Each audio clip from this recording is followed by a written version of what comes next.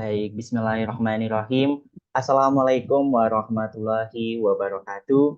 Shalom, Om Swastiastu, Namo Buddhaya, salam kebajikan, salam sejahtera bagi kita semua. Rahayu, good afternoon all attendees. Baik, saya ucapkan selamat datang di acara Diklat Nasional Mata Pelajaran Bahasa Inggris dengan tema Innovative Learning and Teaching Assessment Strategies, di mana pada sore hari ini merupakan pertemuan pertama. Baik, perkenalkan saya Aji Putadrin Absor dari eguru.id selaku moderator yang akan memandu jalannya acara pada sore hari ini. Baik, Bapak Ibu hadirin yang ada di ruang Zoom meeting ataupun yang menyimak via live streaming YouTube, sebelum memulai kegiatan, marilah kita berdoa semoga kegiatan pada sore hari ini dapat berjalan dengan lancar dan juga ilmu yang kita dapat bermanfaat. Berdoa dipersilakan.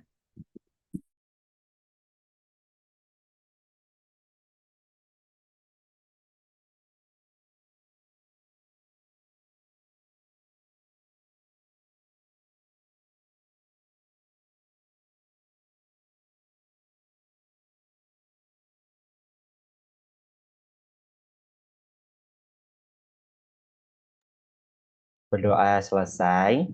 Baik, Bapak Ibu, tentu kita pada kesempatan kali ini akan bersama dengan pemateri hebat yang akan share ilmu yang sangat berharga pada kita semua. Saya akan memperkenalkan.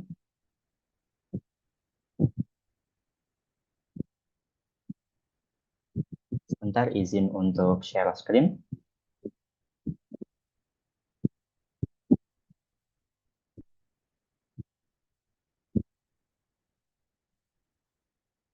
Baik, beliau adalah Ibu atau Miss Petra Kristi M. SPD, MPD PhD. Beliau merupakan bagian dari penulisan di bidang Curriculum and Instructions, Language, Literacy, dan Kultur. Bu Petra sendiri, atau Miss Petra, menempuh pendidikan di Doctoral and Philosophy in Curriculum and Instruction, Language, Literacy, and Culture, selesai pada tahun 2021. Kemudian pendidikan Master of Education in Elementary School, Reading Specialist, selesai tahun 2011. S1 English Department, Faculty of Language and Literature, Satya Wacana Christian University, Salatiga, Jawa Tengah. Kemudian D2 Study Program Elementary School Teacher Training, Faculty of Teacher Training and Pedagogy, Satya Wacana Christian University, Salatiga. Kemudian Negeri 1 Salatiga Senior High School, Salatiga, dan juga Stella Matutina Junior High School, serta Canisius Cungkup 2 Elementary School. Oke, saya sapa terlebih dahulu. Good afternoon, Miss Petra. Hi, Mas Ajib. What's up? How are you? Okay, really good, Miss. Thank you for your attendance, Miss.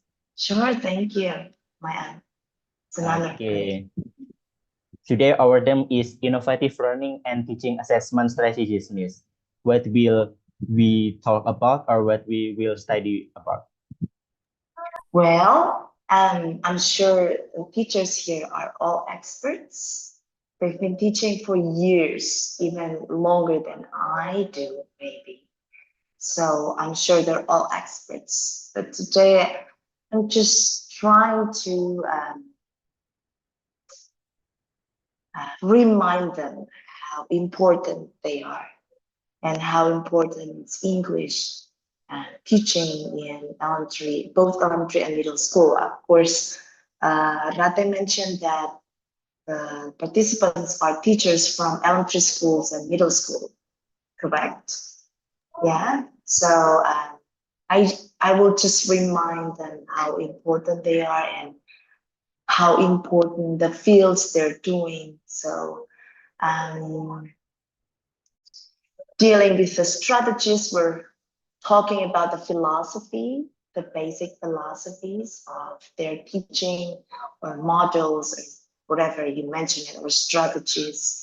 And then I'll just give them several tips But before that, I'll remind them some international framework that might inspire them throughout their teaching life and serving our beloved children of Indonesia, especially in the context of our newest curriculum. That would be amazing to think about. So hopefully what I will remind them today will inspire them, and so they will have these things on their minds throughout their teaching English for our children. Yeah, so that's Okay. general things, Mas Ajit.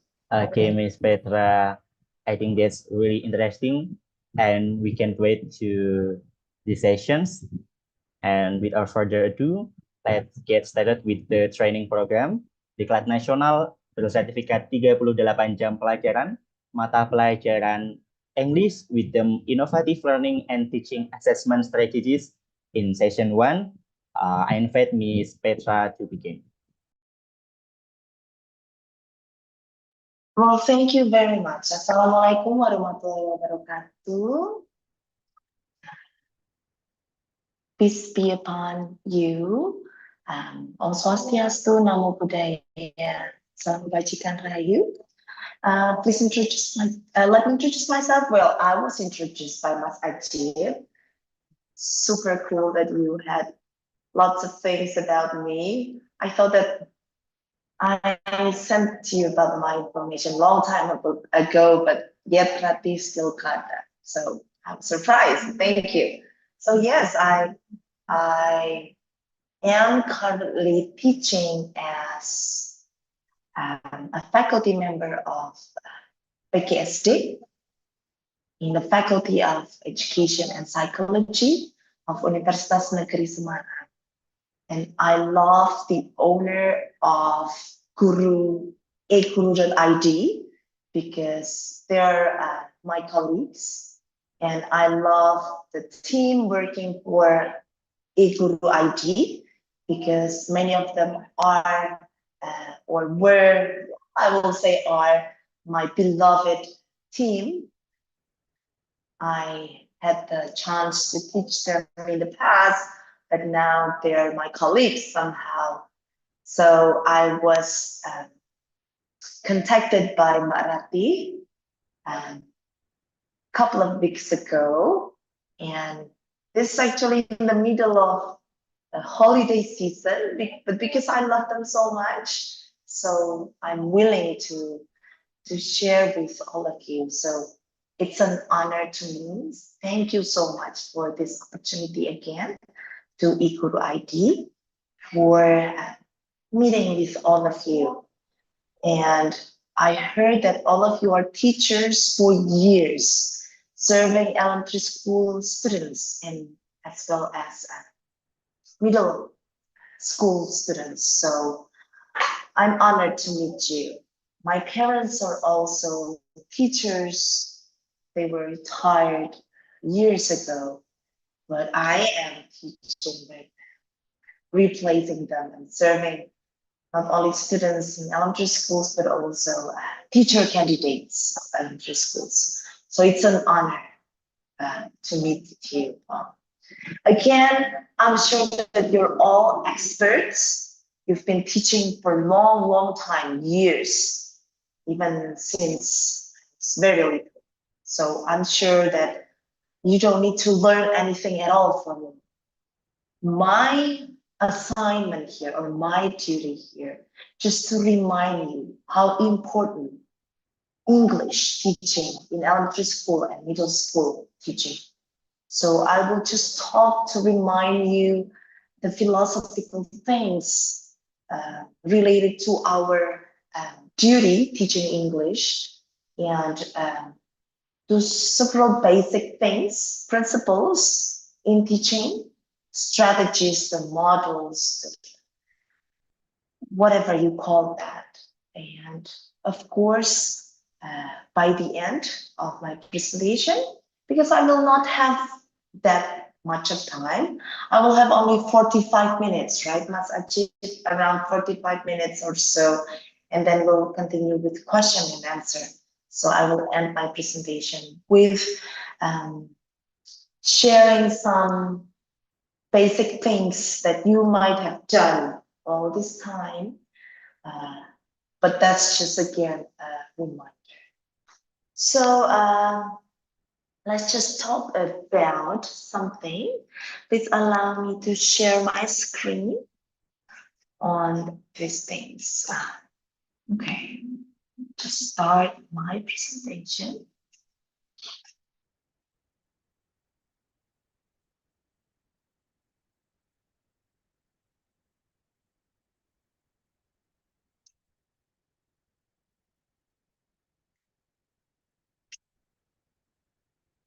Right. Just close some windows, making sure that you can focus on my presentations only.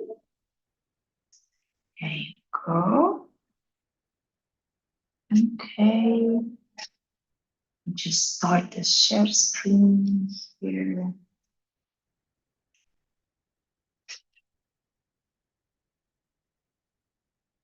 Just close my WhatsApp.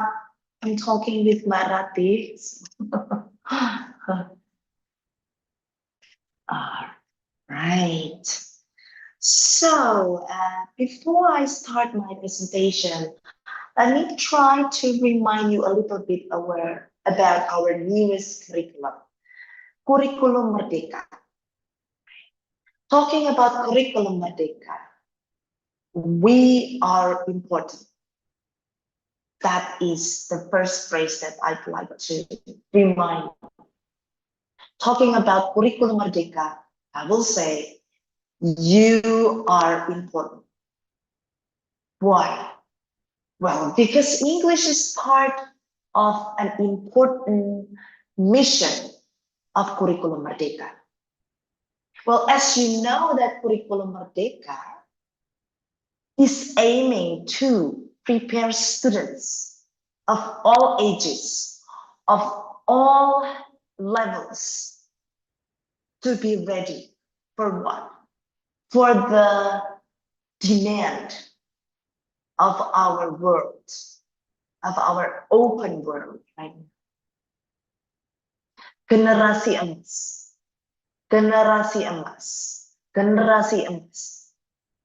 All the time, those two words become very important words when we talk about Kurikulum Merdeka. Why? By the time our students reaching their age, getting jobs, then they are demanded to be ready for what? For the professional life, of course. And part of their professional life required them to have not only international language, but also international point of view, international mind, international characters, international standard graduates. And who will prepare them? We all are preparing our students. People might say, oh, you're only teaching English. Come on, that's just language. No, that's not just. I will not agree with that. Language, remember, theoretically, research-based, language is the first intelligence that all babies in the world learn ever since they came to this world. They came to this world opening their eyes and said, sayang. The parents will say, ya ampun, oh my God, see, language. The first time they open their eyes, they will listen to the language. And so language is very important, not just, especially English. English is not our everyday language, as you know. Again, I'm here, not the best person in the world telling you this, but I'm just giving you this to remind you how important you are. English is not our everyday language, right? And so even teaching language in English is a challenge already, right? It's not easy. Not only for the students, even for us. I'm from Java. My mother language is Javanese. I wanted to think Javanese, even to count siji loro telu, before I can answer to my professors the statistical numbers that I showed them when I was presenting throughout my dissertation or my doctoral degree life. I will count like siji loro telu, papat, pelimo, things like that. See? So it's not only difficult for our kids, for our students, but also even for us. So serving the students with language that is also not familiar with us, I will say, bless your heart, teachers. Bless your heart. Because it is difficult. Not only for our students, even for us. So again, I'm here to remind you how important you are. We are preparing our students to get ready for the demand of their professional life, especially our newest curriculum. Curriculum Merdeka is demanding, but in a good way, I will say. In a good way. Why?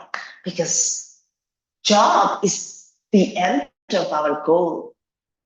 Our kids, well, they're still kids, come on, elementary school kids, no, come on. Seriously, elementary school kids are the best age for us to mend them, to prepare them. It will be too late if we wait until they're high school. No, that would be too late.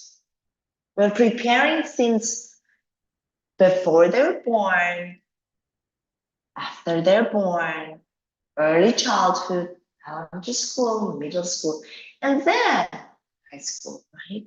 So they need these steps, and we are part of this important process for them. Very important. And talking about curriculum Merdeka, why very important? The Ministry of Education explicitly mentioned English is part of a very important path, journey of curriculum Merdeka. So it's not only just anymore, it is very important. That's number one. Number two, as you know, curriculum Merdeka have souls. Curriculum Merdeka frameworks have souls. Some of the souls included PBL, PGBL, PBL, PGBL, PBL, project-based learning, and problem-based learning. All the time, module ajar will mention, don't forget problem-based learning as the model of your teaching. Project-based learning, don't forget the syntax. Start with the questions. They have to solve the problems and blah, blah, blah, blah. And that is true. And now, teachers are not giving them the lesson anymore.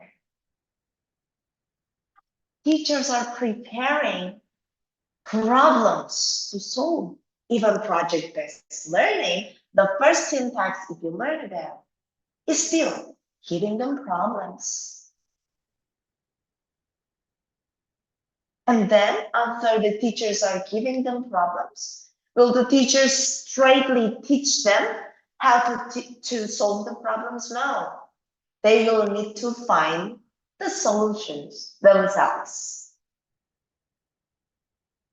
And part of finding the solutions are finding resources.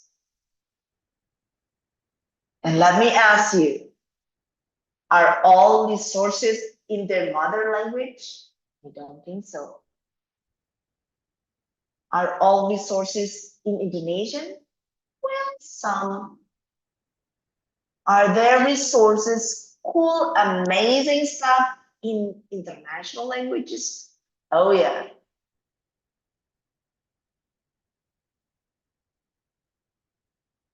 Lots of free resources, amazing resources, interactive, interesting resources are in international language, delivered international language, including English. So, come on. English is part of a very important process for Curriculum Merdeka. Because problem-based learning and project-based learning is included into the process of learning. And students are finding resources. And they need those resources to find the answers. Right? So English is part of it. Especially,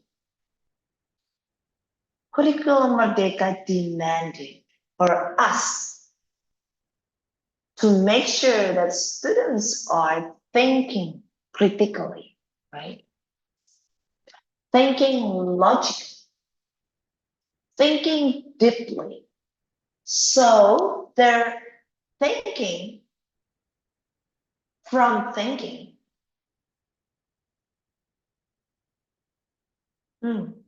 Interesting, right? Let me share you something.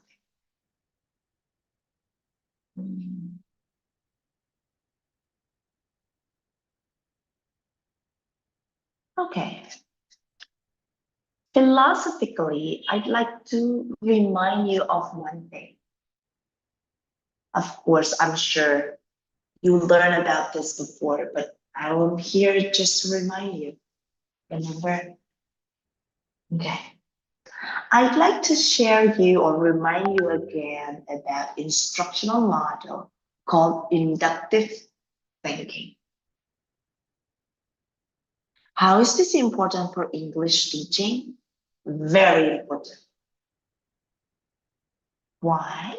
Because I think teaching language that is not our everyday language, we should not just simply teach them vocabulary stuff. Okay, what's the English word for this? Oh, that. What's the English words for that? Oh, this. No, that's not as simple as that. When we want to reflect on Curriculum Merdeka, I would like to propose you an idea. What if we teach English using a framework of inductive thinking? Let's try to remind you a little bit about inductive thinking. But before that, I'd like to share again Joyce and Whale quote. They mentioned that the ability to analyze information and create concepts is generally regarded as the fundamental thinking skill. So the point is that we don't only teach students to remember red, merah, blue, biru, green, hijau, or car, biru. But they need to analyze the information by creating concepts. When the concept is not created in their head, then they know for 1 minute and they will not remember the next minute. That's why we want to make sure they need to analyze the information to create concepts in their brain, and then that will grow their skills. So whenever they know the context of the words, then they will remember the concepts. Then they will think of the meaning. Just like that. They will just recall them just like that. Okay, that's what they said. I think that's true in a way that we're thinking about his. Okay, let me make sure. Mas Ajib, can you see my presentation? Yes, that seems, Miss. Okay, okay, thank you. Just to check, thank you. Okay, now why inductive? Of course, you all know. We will focus on specific instances to a general conclusion. Remember, when you're teaching English, you will need to give them lots and lots and lots of instances to finally make the children have the idea. Oh, I see. So, the meaning of this word is this when I put it into this context. Because there are lots of instances of that. Oh, I see. I understand. See? That is the thing that is important for us to share with our kids. Making sure that they will have lots of instances to think about to finally think of general conclusion. That's simple. You don't need to talk about inductive with weight. I think to remind you all the time, I will need to give you a little bit deeper about inductive. Why it's very important. Let me show you this. It is actually information processing. Whenever we do inductive teaching, then the children will learn to think by thinking. You will not just pour the water, you will not just pour the information to them, but you will force them. You are the enforcer for the children to learn to think by thinking. That's why inductive is information processing. Isn't it amazing?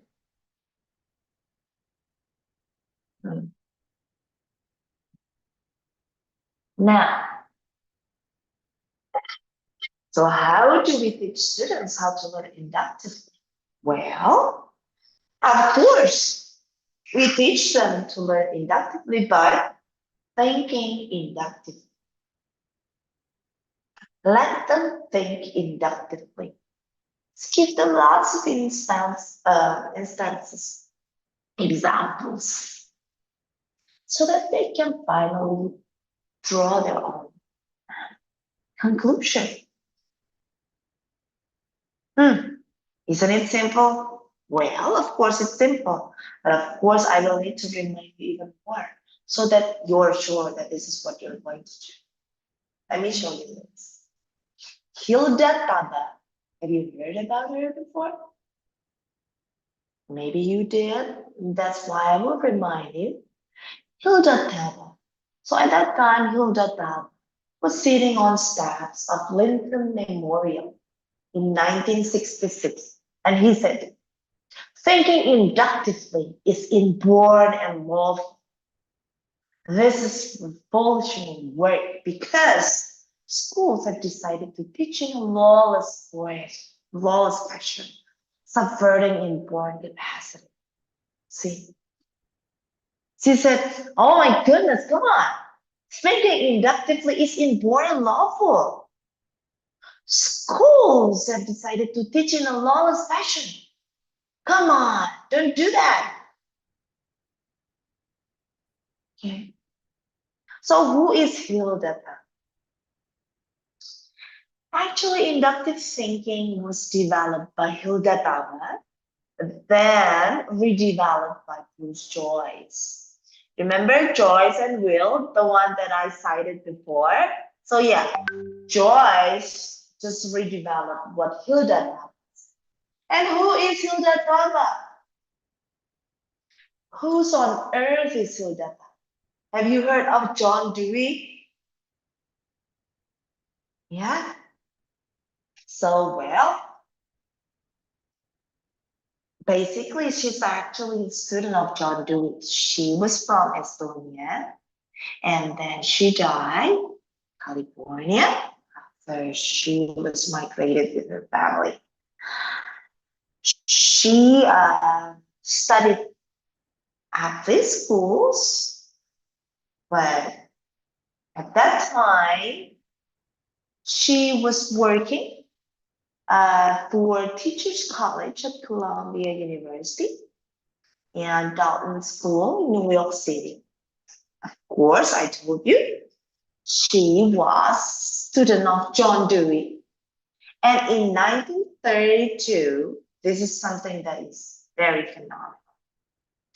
She wrote a dissertation entitled "This Dynamics of Education and Methodology of Progressive Educational Thought." So she said, educating is for democracy. It's not like belajar yang memenjarakan, right? We're thinking, oh my God, kalau istirahat anak seperti keluar dari penjara, right? Well, maybe they think that way, they feel that way, who knows? But she said, no, educating is for democracy. That's why let them think. And this writing that she made, the dissertation that she made, she said about how learning should involve dynamic, interrelated, and interdependent processes.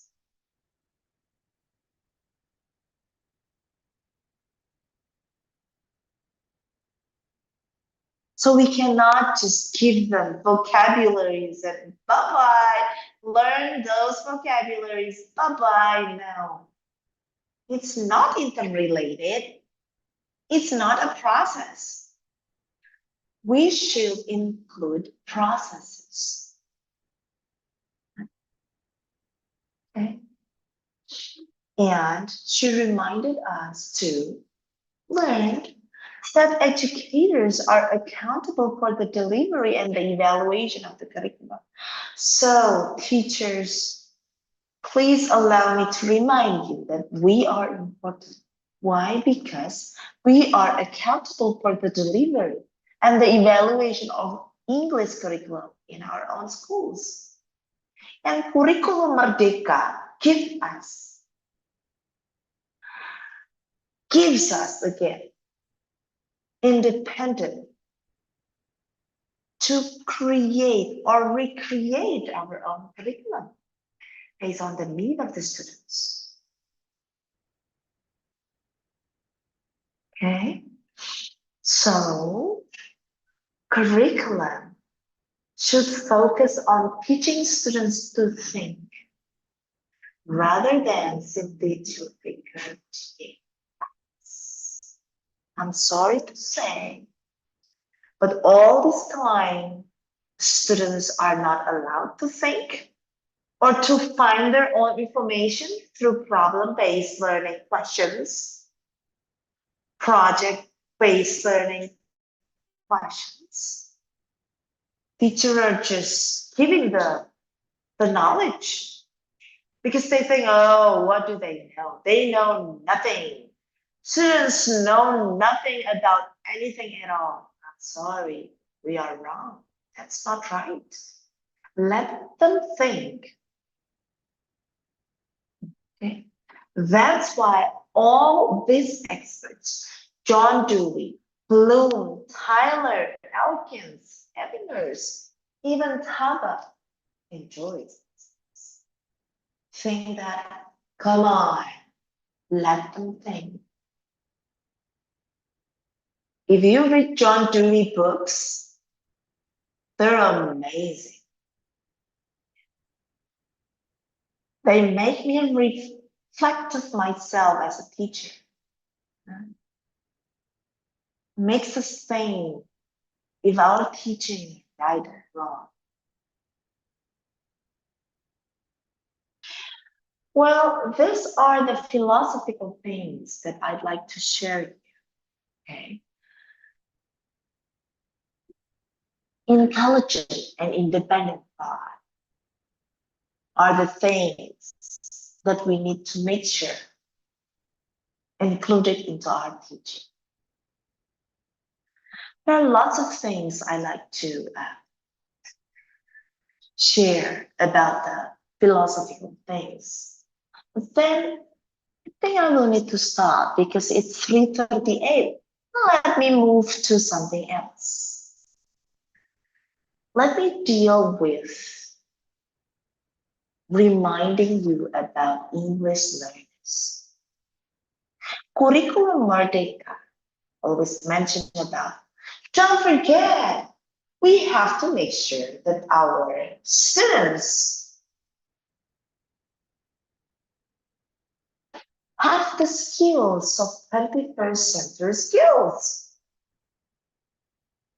But then we're thinking, come on, we're teaching English here.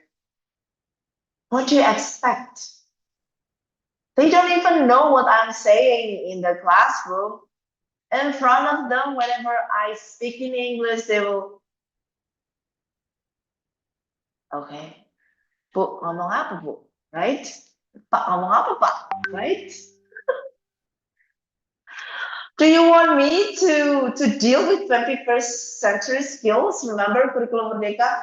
Collaboration, communication, critical thinking, stuff like that. Come on. Oh, but teachers, this is possible. It's possible. It is possible. It's difficult, but it's possible.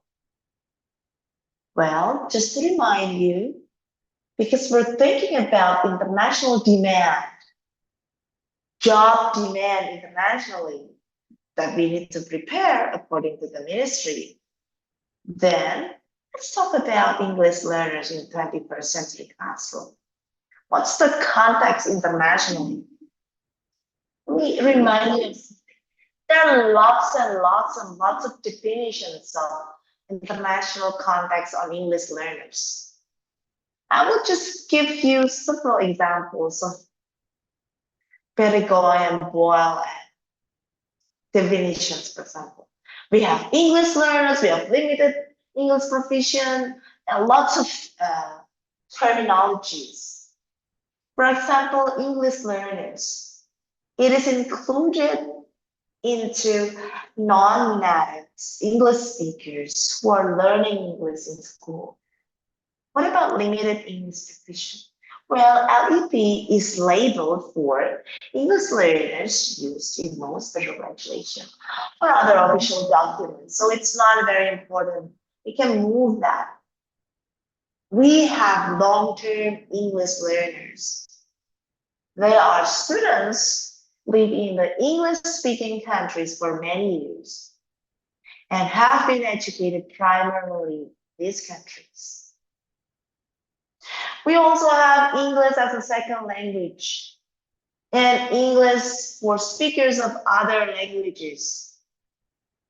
And of course, these terms refer to anything related to students of non-native speakers.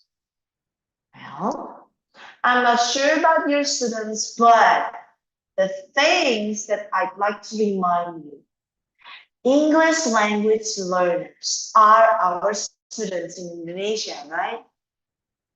Most of the time.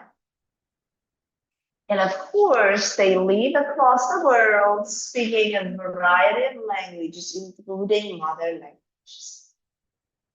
And of course, they will bring lots and lots and varies of cultural histories and practices, right? And of course, teachers have great responsibilities to become aware of students' cultural backgrounds and unique needs of every student. I will say even students at the university level, they are amazingly unique, each and every one of them. I've been teaching students from Java. I've been teaching students from Borneo, Sulawesi, Papua. They're amazingly unique. So their cultural backgrounds are important for us to understand, I think, so that we know their context. So what's the connection with teaching English? Even students from Papua are more experts in speaking English compared to Javanese, for example, or vice versa. Well, these are misconceptions about English learners. Let me show you this. The basic facts of where are they from sometimes making us judgmental to students, right? Where are you from? Central Java. Where are you from? Jogja. Oh my goodness, your English must be perfect because lots of tourists are coming to Jogja. Please don't be judgmental about that. You'll never know, right? For example, what are the circumstances of immigration? For example, oh, your parents are studying their doctoral degree in the United States.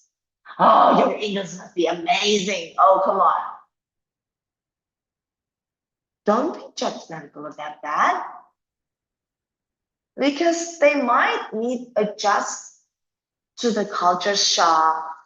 They might have traumatic experiences related to, living out of town, living out of the island, out of the country. So no.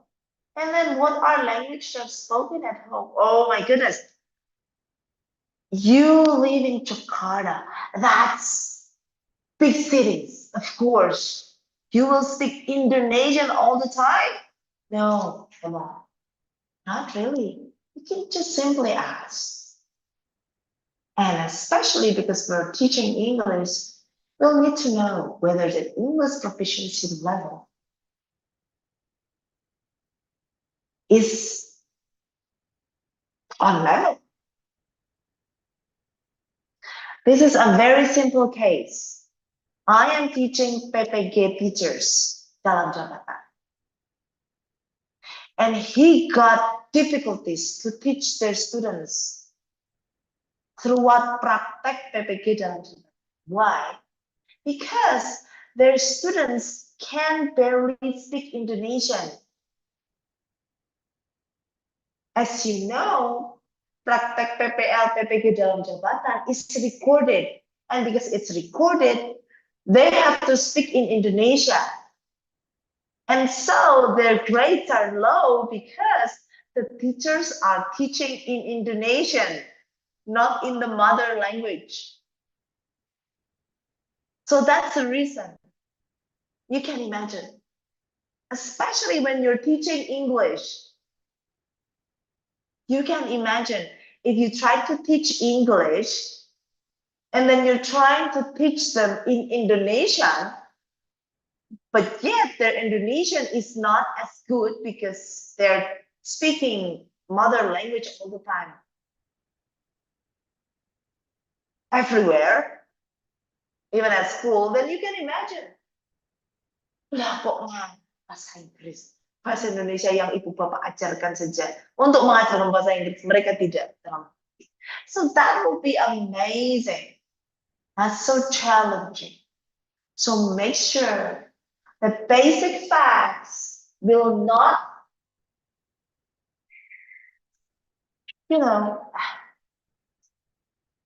will not result in misconceptions. Because misconceptions are very risky and I will say dangerous for us to just being judgmental to our kids, to our students. Okay. So prior school information and students' personal preferences, I think that would be amazing if you just know about their home culture, their religious beliefs, their food preferences, the responsibilities. They know their cultures. So how can you get to know to your students? Well, let them talk about themselves. All about themselves. Let them talk about themselves. Give them the chance. And then you can become an observer instead of just teaching. If they might know stuff, let them browse stuff. Let them browse things, resources that they can browse. And observe how they learn. Okay. Let me show you things that you might want to consider further. After talking about the philosophical things, after talking about making sure that you know exactly in details about your students, then I want to make sure that you will know about this.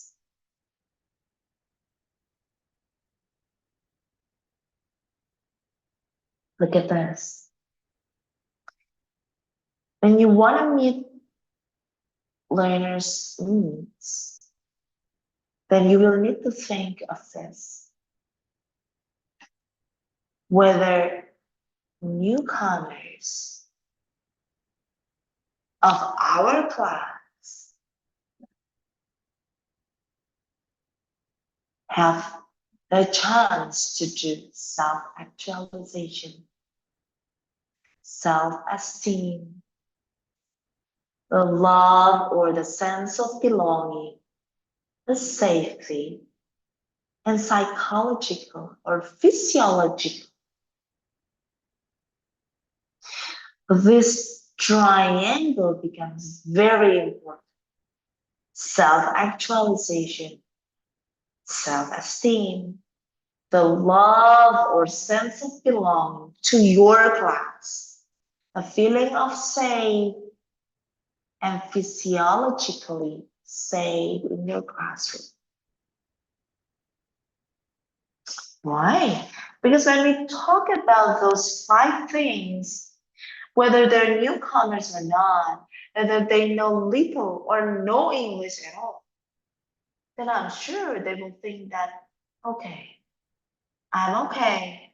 It is okay for me to not know a word at all in English. Because my teachers support me. Because my teachers love me. Because my friends think that I am important and belong to this school. I feel safe.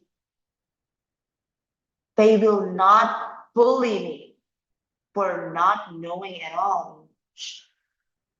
That's when you build their self-esteem, self-confidence, so that finally they will get their self-actualization in English.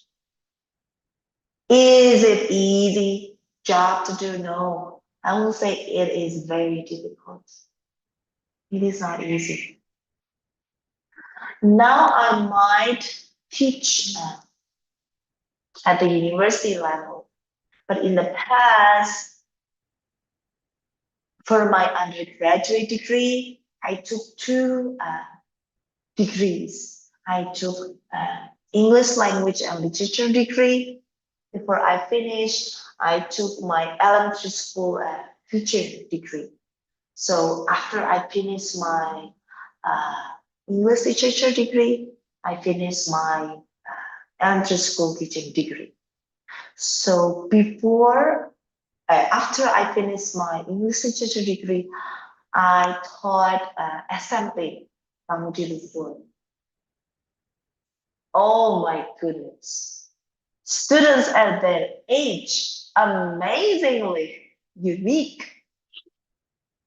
Not only were thinking about their English proficiency, but also their characters, their attitude, their self-esteem. It's an amazing job to do, I understand. So I went through lots of things, but thank God, I finally get the chance to get close to them. And so by the end of the year, I haven't had the chance to see their drama performance in English. So it was an amazing moment, but it was not easy. I understand teachers. And throughout my degree in elementary school teacher, I was teaching elementary school students. Oh my goodness, they're amazing. I understand, totally understand. So I had this experience teaching not only university level students, but also elementary school students, but also middle school students or senior high school students. So I understand that's not easy. That's a difficult job to do that, but I will say nothing is impossible. There's lots of work, but everything is possible. To end my presentation, I would like to share you a framework for diagnostic teaching. Remember when we talk about Kurikulum Merdeka, Ibu Bapak?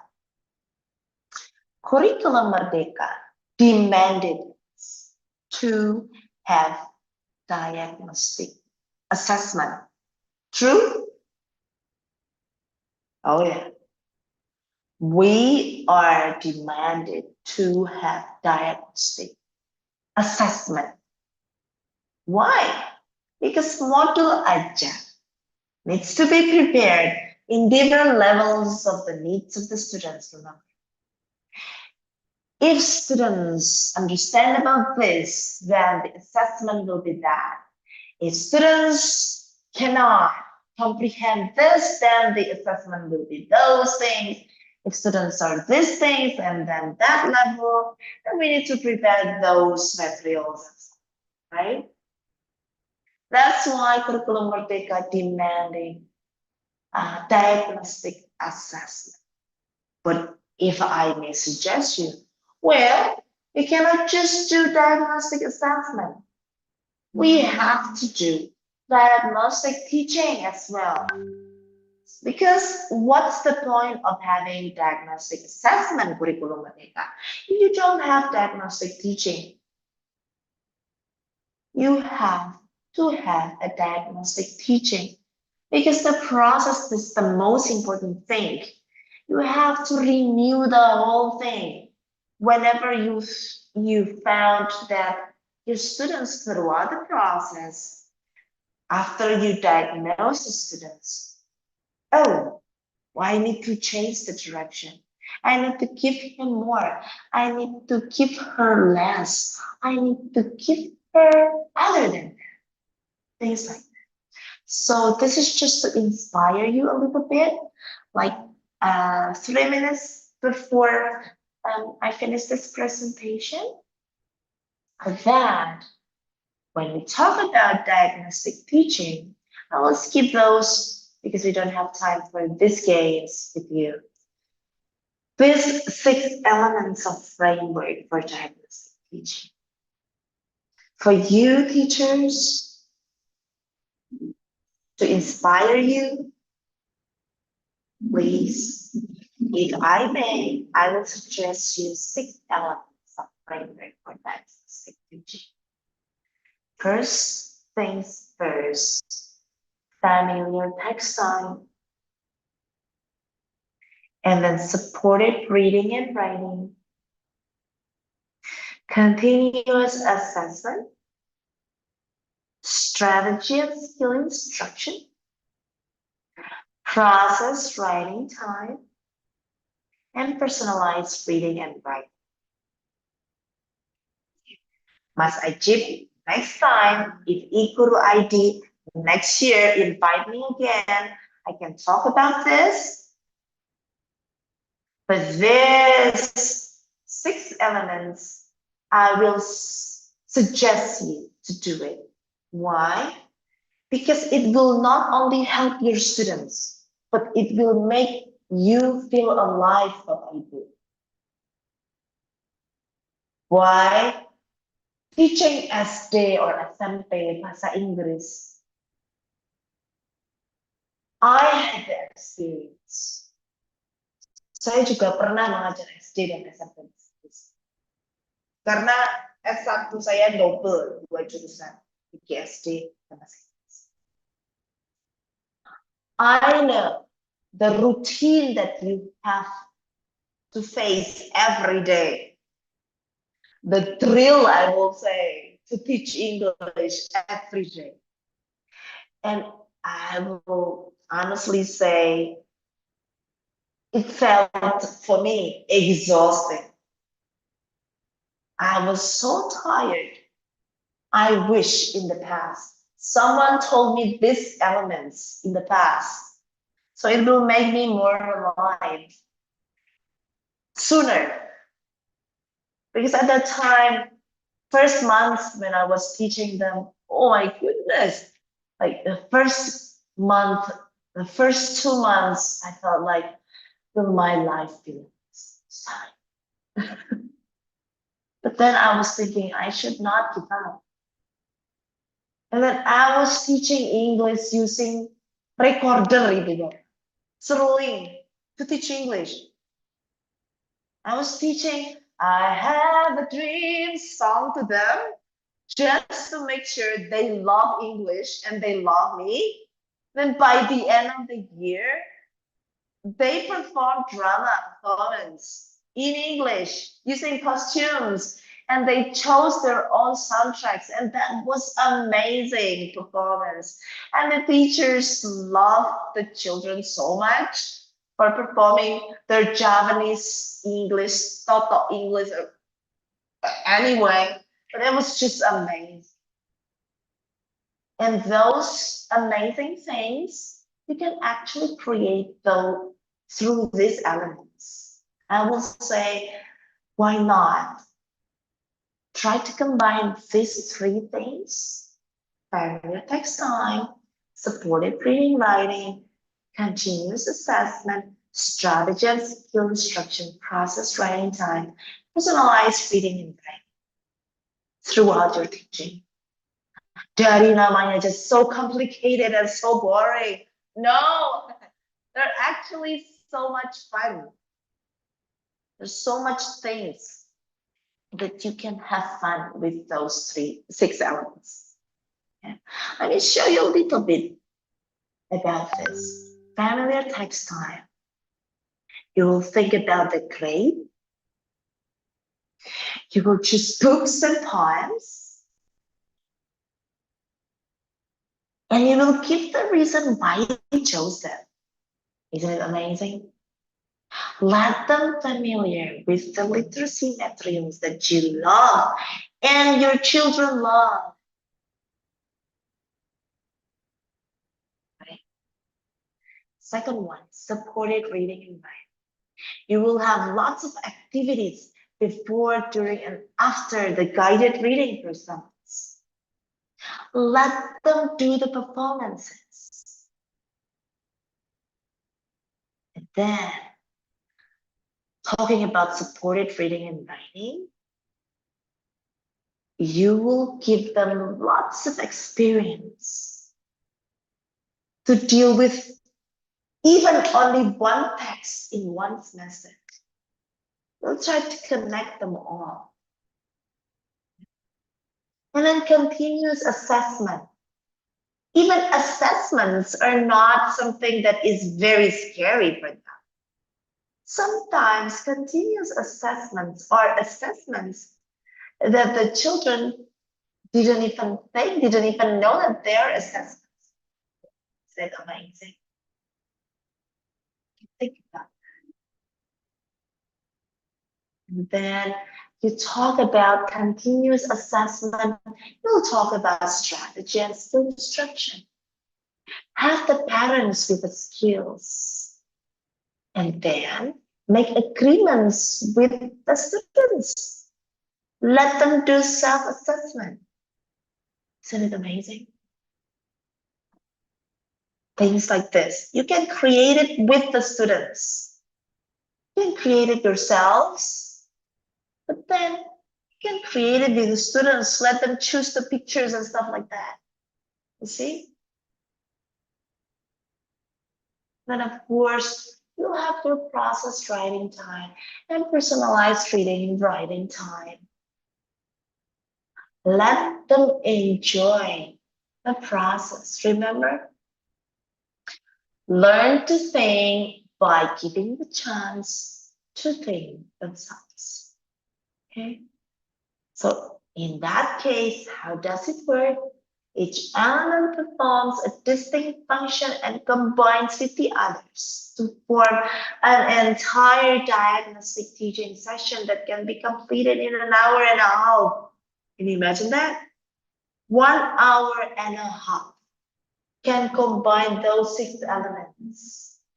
But of course, you can spread out over several days if you want. I would love to have this session for 6 hours, Mas Ajib, but unfortunately, I will only have 45 minutes and I am done now. My time is up. But again, those 6 elements, I think those are very important for you to consider, to inspire you, so that talking about the philosophical things in the beginning, and then talking about the framework by the end of my presentation, hopefully can inspire you. Oh, again, I'm not the most expert person in the world, but I'm here just to remind you, because I am sure that you are all the experts yourselves. You've been teaching for years, so you know what's best for your class. Thank you. Turn it back to you, Masaki. Okay, thank you, Miss Petra, for this sharing. I think that's really great and really relate with all of our attendees that can be applied in their classes. And now let's go to questions and answer sessions. Silahkan bagi Bapak Ibu yang have any questions or something to discuss with Miss Petra, you can use raise hand features so we can reach you. It's really okay to talk in Indonesians. Oke, di sini sudah ada yang raise hand. The first questions we go to Miss Yeni Tetriana. Selamat sore, Ibu Yeni.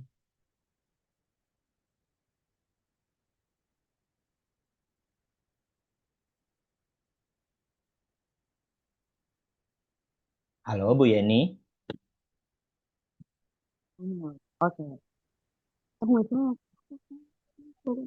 Oke, selamat sore Bu Yeni. Silahkan disampaikan pertanyaannya. Okay, selamat sore. The questions, I have heard about this tadi pada kind of paparan from Ibu Petra about this, and I know that the title of us is about innovative strategy for assessment learning. So I think the last pieces or the last two last slide, let's talk about the six element of diagnostic assessment. I think that's the most important thing. But Ibu Petra is not giving us the further information about that. So I think Ibu Petra should give more information about the last slide because it's close or it's related with the with the title or with our goals today. Okay, thank you. Oke, thank you Bu Yeni. Silahkan Bu Petra. Yeah, that would be amazing if I have more chance to explain it to you, Ibu Yeni. Which part do you want me to explain among those six ones?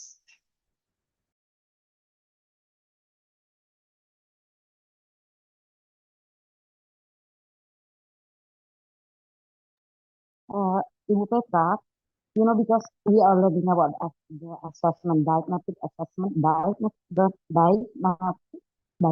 assessment for, for innovative learning. So I think, if I think that will be more important or beneficial for us to have that information. Well, actually, I want to share something about, giving the students teaching or giving the students about the assessment because in curriculum Merdeka there are two, right? It's about formative and summative. And my school give another, give some information or some rules for that. And I follow some seminar or read from the or find the YouTube another model or another thing. So that's the thing that I want to to have from you because you said that you are PPG instructors, so I think that will be good for us about the assessment. Giving score to students, especially English, is not just like I said before. It's not only about formative and summative. So diagnostic. I remember I love the word of diagnostic assessment. That's the thing that I want to learn, Ibu Petra. Thank you. Sure, I would love to share the diagnostic assessment. I will say this, Ibu Yeni. When we talk about diagnostic assessment, the most important thing is that we follow the level of our class. For example, Ibu Yeni is teaching at what level, Ibu?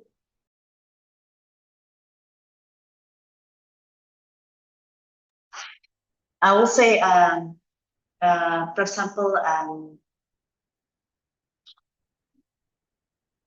elementary school level, for example. I'm not sure if we any middle school level or elementary school. So when we talk about diagnostic assessment, I'm teaching about diagnostic teaching, not specifically assessment. But if I may talk about diagnostic assessment, first thing first, what we need to do, we need to make sure that we know the level that is required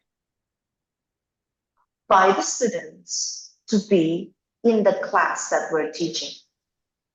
So for example, I'm teaching first grade of senior high school students. Then I and the teacher have to know the level of first graders, especially English proficiency level of first graders. As I know that, and so before I decided that these are the things that I will deliver to my students, I need to make sure that the students are on the same level of proficiency level or English proficiency level of the first graders. When they're not on level, then of course we have to adjust our materials, whether we want it or not. That's what Curriculum Merdeka wants us to do, right? We have to do diagnostic assessment before we somehow create a personal program for each and every student that we're teaching. You will need to prepare lessons or materials that is below, a little bit below grade level of the first grader if you're teaching first grade. Or even you have to prepare materials that is above or beyond the grade level. Because that's the point of diagnostic assessment, to know the level of the students before you're teaching, so that when you're teaching, you can address them differently, uniquely, based on their needs, right? So that's the point of curriculum merdeka. It's one thing. The second thing, talking about diagnostic assessment, people, of course, we have to be more comprehensive. We cannot just assess their writing. We cannot just assess their listening skills. When we talk international context, we have to assess their reading skills, because reading skills comprehend everything of language skills. From listening, reading itself, writing, speaking. Why? Because again, let's go back to the diagnostic assessment. We have to understand the idea of why we're doing a diagnostic assessment. Well, because the point is that so that we can serve students based on their needs. What if your students write amazingly, but then they barely speak? They can barely speak. Or vice versa. They speak a lot, comprehensively in English, but then they can barely write.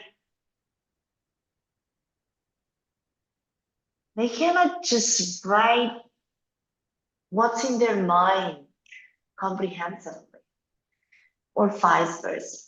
So again, when we talk about diagnostic assessment, number one, as a teacher, we have to know the proficiency level or the passing proficiency level of our grades that we're teaching. Number two, you have to make sure that it is a comprehensive diagnostic assessment.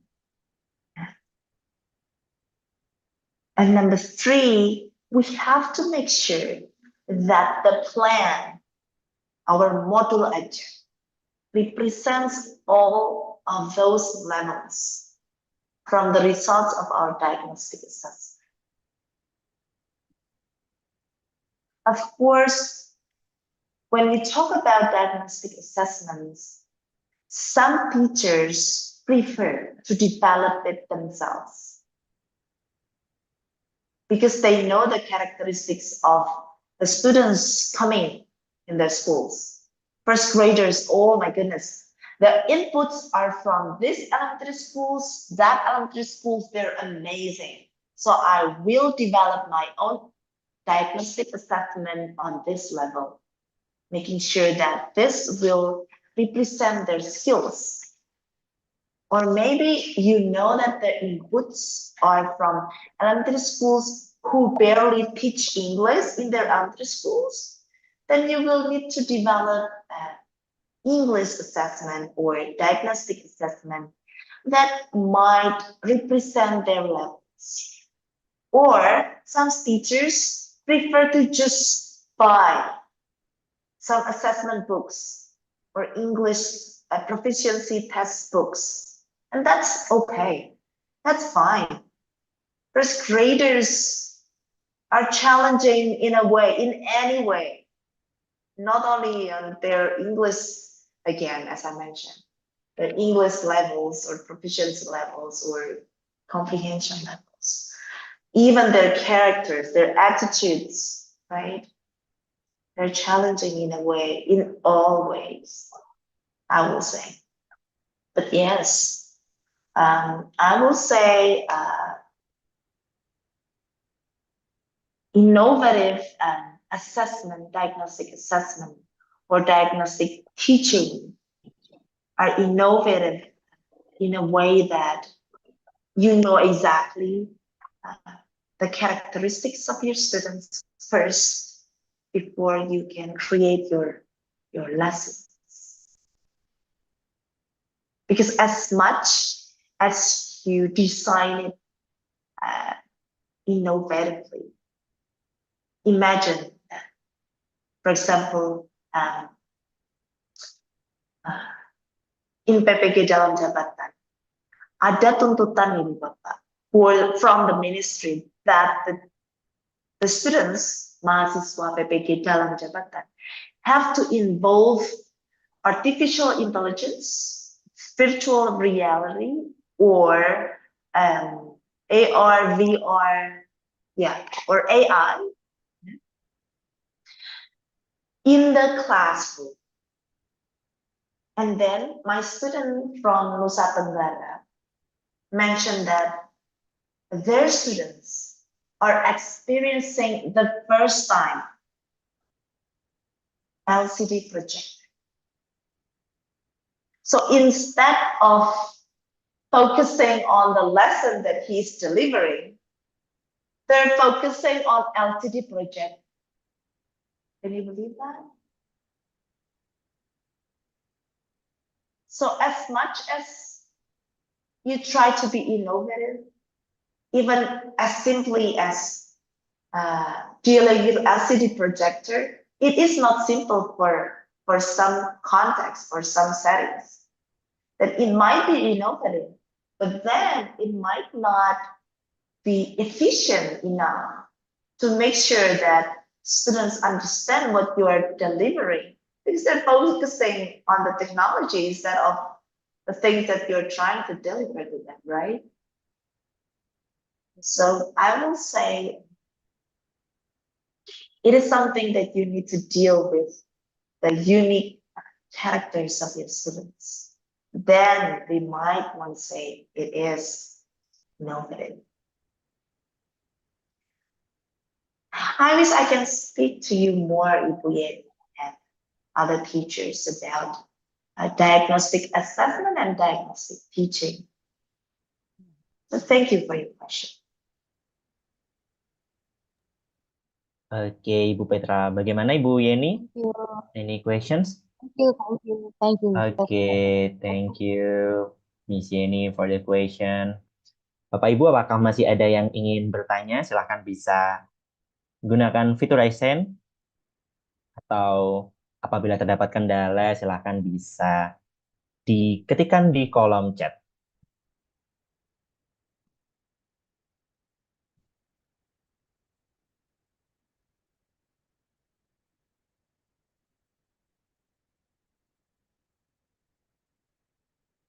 Baik, apabila tidak ada pertanyaan lagi,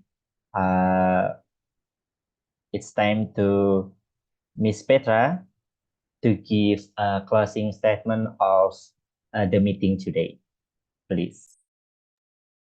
Sure.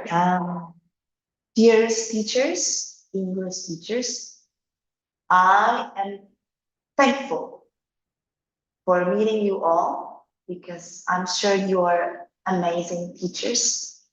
You serve your students amazingly, even teaching language that is not their everyday language. I know it's difficult, it's challenging. I experience the same things just like what you do. But again, we're dealing with the future of our children, which is also our future. So bless your heart, and I pray for your best experience of teaching. I'm sure you will have an amazing life teaching English for elementary school students and as middle school students.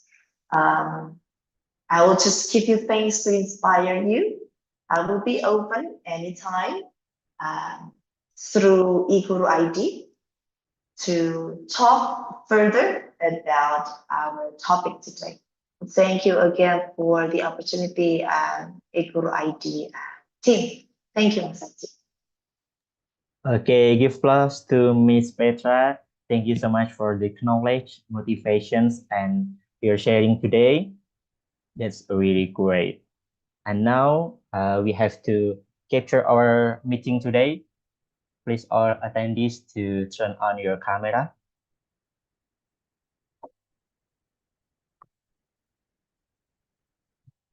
Okay, I will count. So you can smile. Okay, wait. Okay, smile. 1, 2, 3. Next slide. Just smile, keep smile. 1, 2, 3. Okay, thank you. Baik, Bapak Ibu. Demikian pertemuan kita pada sore hari ini. We have reached the end of the sessions. We express our gratitude to Miss Petra for the extraordinary knowledge and motivation that you're sharing today. And I will really thank you to all attendees that joining the class today. Saya Aji Mutahidin Absor beserta segenap tim mguru.id pamit undur diri. Sampai jumpa di pertemuan selanjutnya. Saya akhiri, wassalamualaikum warahmatullahi wabarakatuh. Om Shanti Shanti Shanti Om. Salam kebajikan. Rahayu, selamat sore, selamat melanjutkan aktivitas, dan selamat beristirahat. Sampai jumpa di pertemuan selanjutnya.